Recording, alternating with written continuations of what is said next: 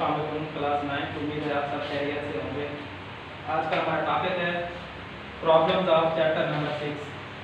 सबसे पहले आप तमाम स्टूडेंट ने नीड रजिस्टर के ऊपर एक टैग बनाना है जिसमें राइट करना है प्रॉब्लम्स ऑफ चैप्टर नंबर 6। अब हम जितने भी टॉपिक्स डिस्कस कर चुके हैं उन टॉपिक्स से रिलेटेड जितने भी प्रॉब्लम्स हैं, न्यूमेरिकल्स हैं, वो साथ के साथ हम उसको सॉल्व करते रहेंगे। तो सबसे पहले हम 6.1 करेंगे। इसकी आप नीड रजिस्टर पे सबसे पहले topic problems of chapter number 6 के नाम से टैग बनाएंगे। फिर 1 बाय 1 आप समझते भी रहेंगे और जैसे ही न्यूमेरिकल खत्म हो आप उसको जो है नीड रजिस्टर पे रीड भी कर देंगे।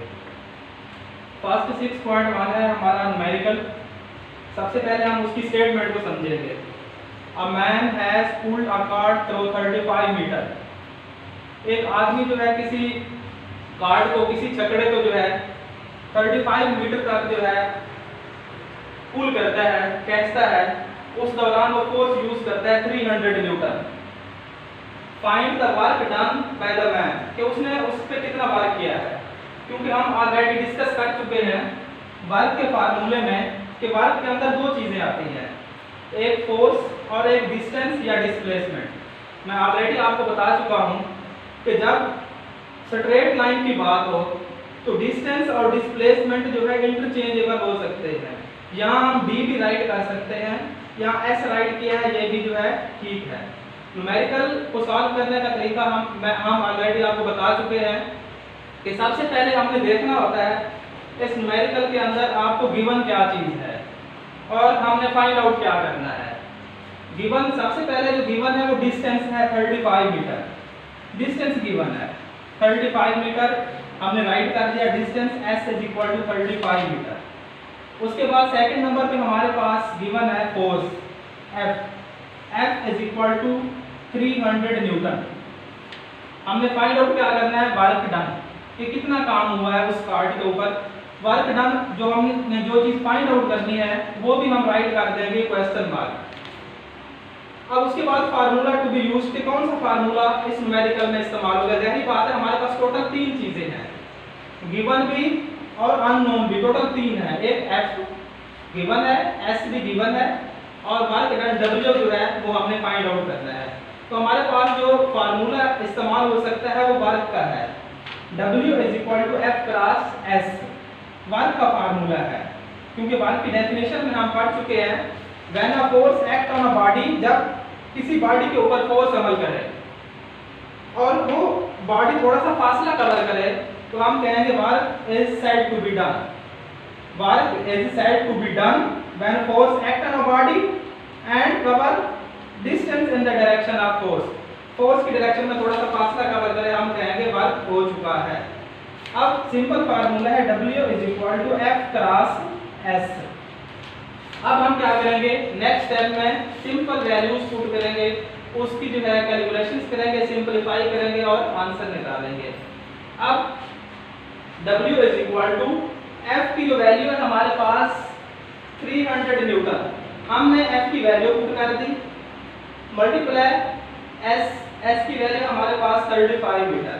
हमने F और S दोनों की वैल्यू पुट कर दी। F का यूनिट न्यूटन है और S का जो यूनिट है वो मीटर है।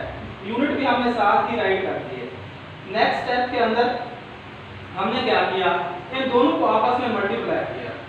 जब इन दोनों को हमने मल्टीप्लाई किया हमारे पास आंसर आ गया 10500। अब ये न्यूटन है, ये मीटर है, तो यूनिट के अंदर न्यूटन मीटर आ जाएगा हमारे पास। अब हमारे पास कैलकुलेशन आ चुकी है W is equal to 10500 newton metre. हम जानते हैं न्यूटन मीटर किसके इक्वल होता है, जॉल के इक्वल होता है।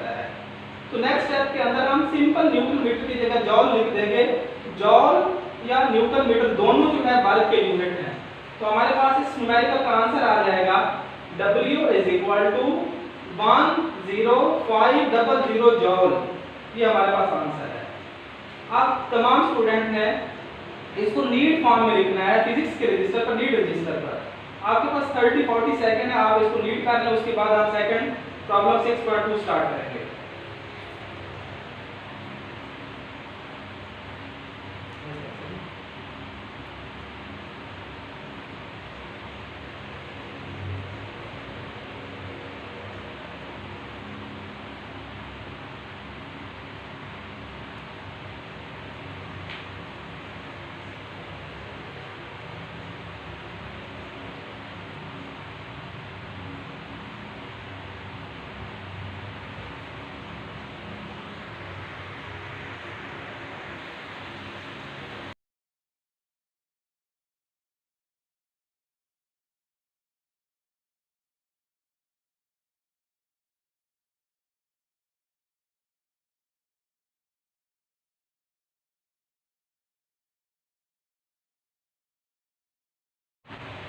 हमारा सेकंड न्यूमेरिकल है 6.2। A गुलाब weighing 20 newton is lifted 6 metre vertically upward। एक गुलाब जिसका वेट 20 न्यूटन है, अगर उसको 6 मीटर की हाइट पे ले जाएं तो उसकी पोटेंशियल एनर्जी क्या होगी? जाहिर बात है, हम ऑलरेडी डिस्कस कर चुके हैं पोटेंशियल एनर्जी को। The stored form of energy is known as potential energy. अब जाहिर बात है, जब किसी चीज़ पे हम वर्क करते हैं वही वर्क जो है पोटेंशियल एनर्जी के फॉर्म में स्टोर हो जाता है। अब सबसे पहले सेम वही प्रोसीजर कि हमने गिवन डाटा राइट करना है और जो चीज़ हमने फाइंड आउट करनी है वो भी हमने राइट करनी है। तो सबसे पहले हमें वेट गिवन है, वेट W = 20 न्यूटन, हमने वो राइट कर लिया। सेकंड नंबर पे हमें गिवन है हाइट 6 मीटर। अब यहाँ पे उसने बात की है वर्टिकली, वर्टिकल बात की है तो डिस्टेंस s की जगह हम रिप्लेस कर देंगे h को, हाइट को रिप्लेस कर देंगे, क्योंकि जब भी कोई चीज कोई ऑब्जेक्ट वर्टिकल हैंग हो तो उसको हम जो है s की बजाय h इस्तेमाल करते हैं। s हम इस्तेमाल करते हैं हॉरिजॉन्टल डिस्टेंस के लिए, ग्राउंड के ऊपर कोई बॉडी अगर फासला कवर करे, हम h इस्तेमाल करते हैं वर्टिकल हाइट के लिए, वर्टिकल डिस्टेंस के लिए। इसलिए हमने दो चीजें राइट कर ली, फर्स्ट वेट 20 न्यूटन, सेकंड हमारे पास हाइट h = 6 मीटर। हमने फाइंड आउट करना है potential energy Pe = question mark. अब हमारे पास तीनों चीजें आ चुकी हैं, दो हमारे पास नोन है और एक हमारे पास पोटेंशियल एनर्जी अननोन है। अब हम फार्मूला यूज करेंगे कि फार्मूला कौन सा इस्तेमाल होना है।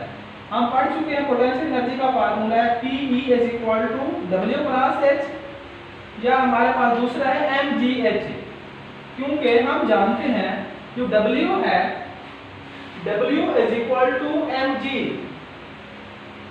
कि वेट का जो फार्मूला है W = mg, इसलिए W की जगह हमारे पास mg, h जो है सेम वैसे का वैसा। अब हम क्योंकि फार्मूला जो बेसिक है Pe = W + H हम ये यूज करेंगे क्योंकि हमारे पास सीधी सीधी वैल्यूज है, वेट है और हाइट है, हम वैल्यूज पुट करेंगे और उसका आंसर निकाल लेंगे। Pe = W + H, W की वैल्यू पुट करेंगे वेट की 20 न्यूटन मल्टीप्लाई हाइट है हमारे पास 6 मीटर।